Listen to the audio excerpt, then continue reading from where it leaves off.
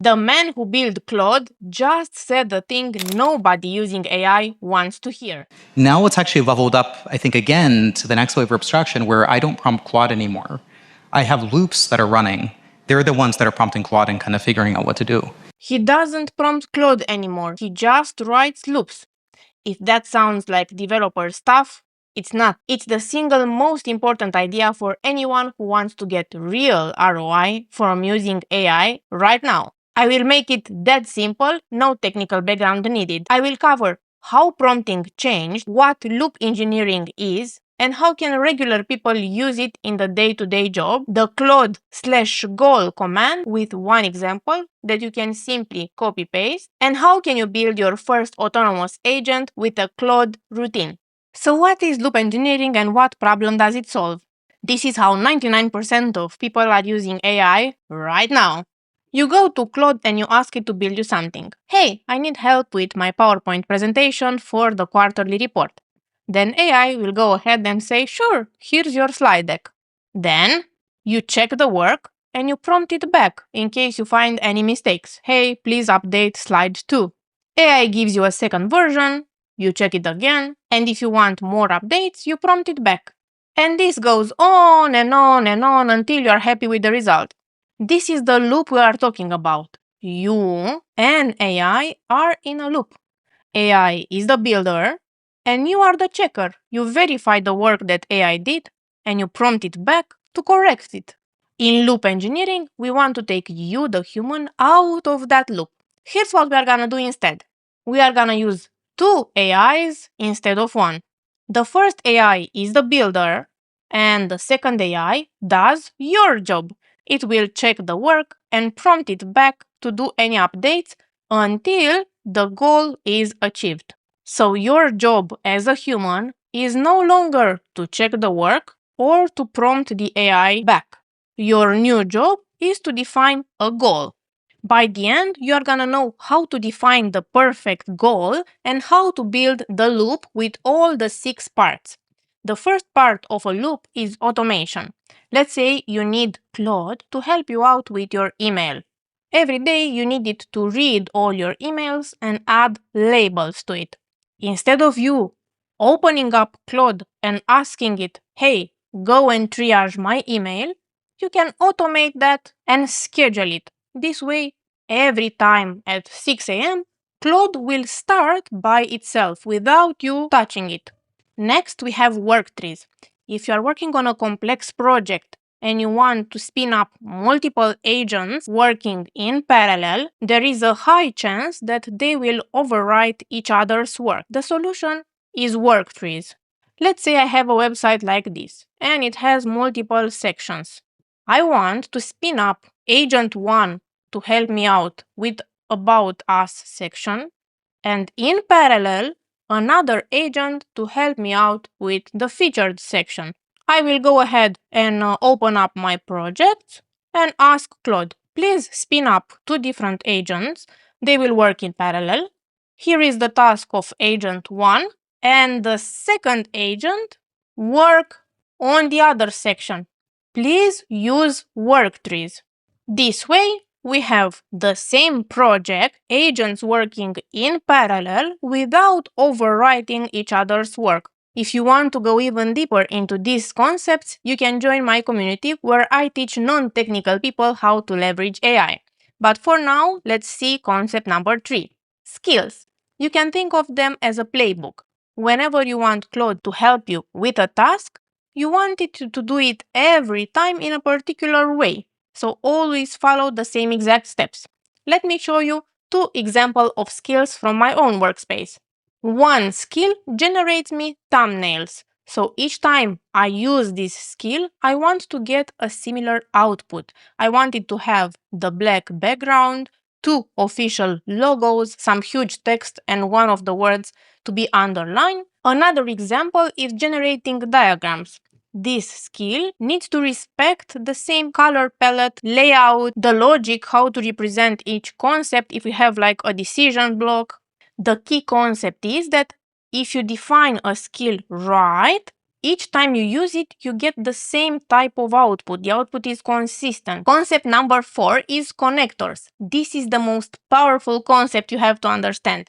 If you are used to talking to AI back and forth, but in the end, AI only tells you what to do, but you are the one actually doing the work, you must forget it. AI can connect to any app that you are already using day to day, and it can actually do your job instead of you. So you can connect it to anything from Gmail, Slack, your CRM, your invoicing system, your project management. So think of a task. What task are you doing each and every week on repeat? Well, good news. If you connect Claude to that tool and you teach it how to do your job instead of you, it can do it. Concept number 5, sub-agents. Our goal in loop engineering is to remove you, the human, from this loop, so you no longer have to check the AI's work and prompt it back to do any fixes. We want to replace you, the human, entirely with a second AI. And when we talk about sub-agents, what do we mean? It's very important that builder AI, the first one, and checker AI, the second one, work independently. So we want the second one, the checker, to be incentivized and tell us the truth, all the problems that the builder left unsolved in order to achieve the goal. So when we talk about sub-agents, we mean that the context of AI checker is not polluted by AI builder. They work independently. Think of them as two different people. The last concept, memory. Whenever you are working with multiple agents, you want them to know what happened before that particular session. Is there anything left that they should pick up, any blockers, and what should they do next? The simplest way to leverage memory is to connect your local project from your computer to GitHub. If you never used GitHub before, you can think of it as your Google Drive, but for your Claude project.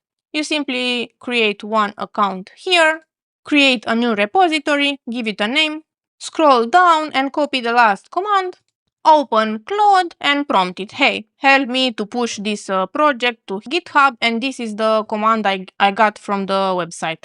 With these 6 concepts, we are now ready to define a goal. Let's see 3 different examples that you can use today. The first one, I will feed it a CSV file with some contact details for my customers, and I'm gonna ask it, hey, if I have any customer with missing email or phone number, please flag it into a new column called needs information. The power of this loop, it is that Claude will keep going until every row has been checked. Do not edit or delete any existing contact details. And it will go to maximum 20 turns. This is the CSV.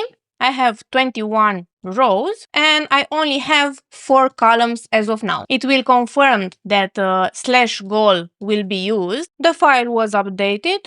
This time we have 5 columns. Claude added this column, needs info, which is perfect. And we have what information is missing, either phone or email or both. Now, one important aspect. We see that we have 21 rows in here. It's important to understand the difference between turn, because our prompt was, hey, please keep going until every row has been checked. When we say every row, we mean 21 rows, right? In our case. And then we say, please stop after 20 turns. But turn is not the same as row. Turn means what AI does in one go. For example, read the entire contact with email, address, and name. And in one turn, the AI can parse many rows. It can parse 100, 200 rows. So turn is the AI flow. What do we mean by this? We mean, hey, read the name,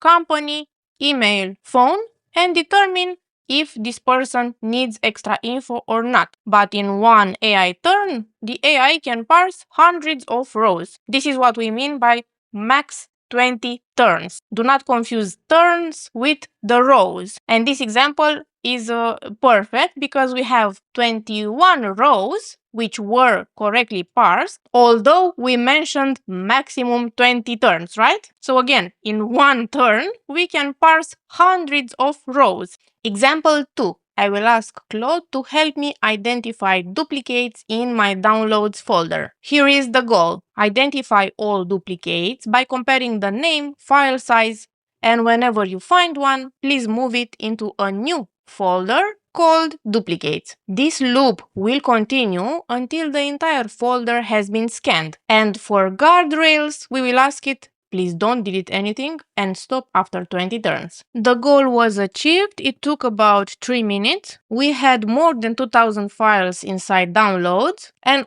10% of that, about 200 files, were moved inside duplicates. Let's check it out. I can see that indeed we have one new subfolder that was created today, just now, and it has these files. The good news is that all the changes are reversible, so if you want to move them back, that's all good. Example number 3. I will ask Claude to help me with my email. So I wanted to read each and every email in my inbox and add a label. If one of the emails is categorized as a sales pitch, then I want it to add the label so that I do not see it in my inbox anymore. This is how the prompt looks like. So I will ask it to go to my inbox and apply a sales label to every promotional email that it finds. It will basically read the content and assess it by itself. Then, if the label doesn't exist, it will create it, and this loop, it will keep going until every email is checked. As guardrails, I will say do not reply or delete any mail, and please stop after the most 30 turns. I only wanted to verify the emails received in the last 5 days. The goal was achieved. The label sales didn't exist, so Claude created it. I can see it was marked with green, and I have 23 emails under this new label. And the oldest email, it's indeed 5 days ago. We've seen 3 different examples, and as you notice, all of them have the same structure in common. Here is a bonus cheat sheet that you can use in your real job or day-to-day life. Think about a task. What action do you already repeat each and every week? If you do something more than 2-3 times a week, it's a great candidate for automation. Here's the structure you can use. Trigger. When do you start this task? Is it at a certain time or a certain action? Let's say, when I receive an email, then do something. Or when a new entry appears in my CRM, then do something. These are the options for trigger. Target. What do you want it to do? For example, when I receive one new email, read it, and if it is an email for customer support, then add that label. This would be that finished means all emails were read and categorized. How can Claude actually test it? If all the emails were read and the label was correctly added. What kind of guardrail can you add? Please don't reply to any emails, don't delete anything. Go ahead, pick one task and automate it. Now we've built 3 different loops, but the problem is that for each and every example, my laptop has to be on and I am the one prompting Claude. But what if I want to be on a beach, grab a coffee, and I need an autonomous agent and my laptop also is turned off? Well, let's build this together. We will use routines. You can think of routines as loop that can be scheduled, self-triggered, but they are in the cloud. Make sure you are on Claude Code on the web. Claude.ai. Go to routines and create a new one. I want to use the same loop that reads all my emails and adds the sales label, but without any input from my side. So every morning that I wake up and I see what emails do I have, without me talking to Claude, everything is already done. My inbox is already triaged. Sales inbox triage. And I will use a similar prompt. I will remove /goal this time and I'm gonna ask it, go to my Gmail inbox and apply the sales label to every promotional email that you see, right? Please do not reply or delete anything and only go through the unread emails. This will work because I will schedule a trigger. I want this to run by itself every day at 5 a.m. and I'm gonna create it. The routine is now active and we can see that next run it's tomorrow at 5 a.m. If you want to test it right now, you can also click this button. Once you start building more and more routines, you will notice that the most difficult part is to define what done looks like. How can the AI tell if a certain task was completed successfully or not? For this, you're gonna use the more advanced technique, pairing /goal with /plan. I will link a video right here.